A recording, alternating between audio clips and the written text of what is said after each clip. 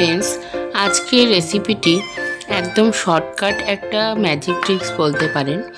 সেটা হচ্ছে fish curry আর ডিম কারি একসাথে আমি বানিয়েছি। তো প্রথমে পেঁয়াজগুলো আমি ছেড়ে দিলাম, তার সাথে ভাজা ভাজা করে তার মধ্যে আলুগুলো আমি দিয়ে দেবো।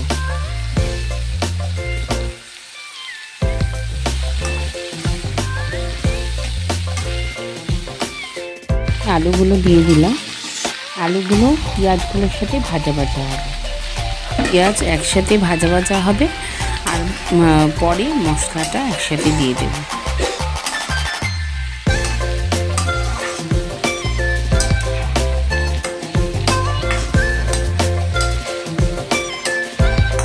হলুদ গুঁড়ো, জিরে গুঁড়ো, নুন সব একসাথে দিয়ে মশলাটাকে কষাবো। ধনে গুঁড়ো দিয়ে দিয়েছি আর তার সাথে কিছু পাঁচফোড়ন দিয়ে দিলাম, যেহেতু আমি ফোড়নের কিছু ব্যবহার করিনি, এই পাঁচফোড়নটাও অ্যাড করে দিলাম।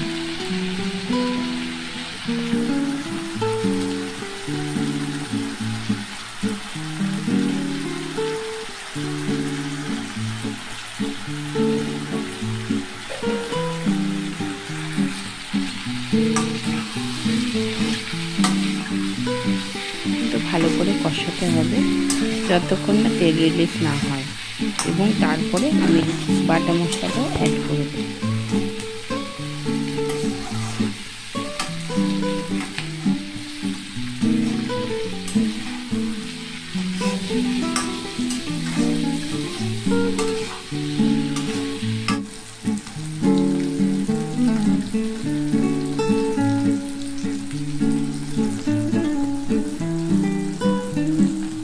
অনেকটা তেল রিলিজ হয়েছে, এবার আমি গুঁড়ো বাটা মশলাটা দিয়ে দেব।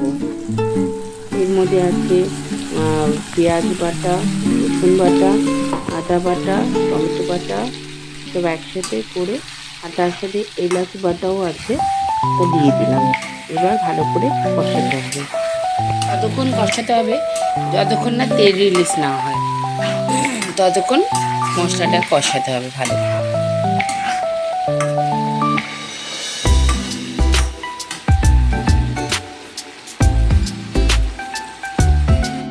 তো আমার এটা ফোন এসে গেছিলো, ডিম আর মাছটা অ্যাড করার সময় আমি দেখাতে পারিনি। ডিম আর মাছটা অ্যাড করে আমি জল দিয়ে দিয়েছি, আর সেটা কিছুটা মশলাটা যাতে ডিম আর মাছের গায়ে চলে যায় সেটাই চেষ্টা করছি। করে কষাতে হবে ডিম আর মাছের গায়ে ভালো করে মশলাটা ঢোকানোর জন্য। তারপর কিছুটা ঢেকে রাখবো, তো ঢাকা দিয়ে 10 মিনিট আমি হতে দেবো। এইবার 10 মিনিট পরে ফিরে এলাম, তার মধ্যে একটু চিনি অ্যাড করলাম। আপনারা আপনাদের প্রয়োজন মতো নুন বা চিনি অ্যাড করে দেবেন। এবার তেল রিলিজ হয়ে গেছে, এটা হচ্ছে ফাইনাল লুক। দেখুন, দেখে তো টেম্পটিং মনে হচ্ছে। তো আমার ভিডিওটি ভালো লেগে থাকলে লাইক, শেয়ার, সাবস্ক্রাইব করে দেবেন। আবার আসবো নতুন একটি ভিডিও নিয়ে।